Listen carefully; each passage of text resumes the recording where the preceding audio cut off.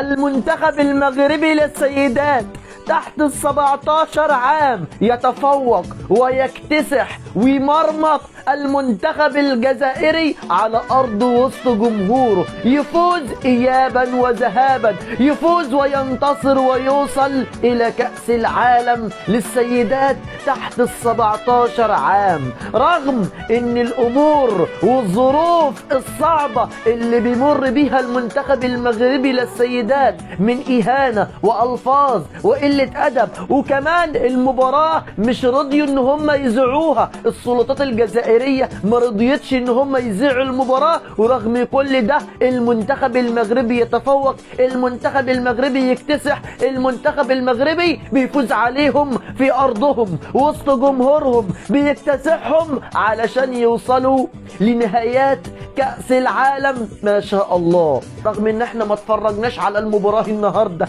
رغم ان الجزائريين للأسف منعونا ان احنا نتفرج على المباراة، منعوا إذاعة المباراة علشان الفضيحة، علشان الكارثة، علشان ما يتفضحوش اكتر من كده. الاعلام الجزائري طالع يقول لك كنا اتسحبنا احسن، كنا اتسحبنا من المباراة، مغلوبين 4-0 في الذهاب ومغلوبين على أرضنا، كنا اتسحبنا. احنا بنلعب ليه؟ احنا بنشارك ليه؟ احنا بنلعب المنتخب المغربي ليه؟ فتيات أقوياء مبدعات ما شاء الله.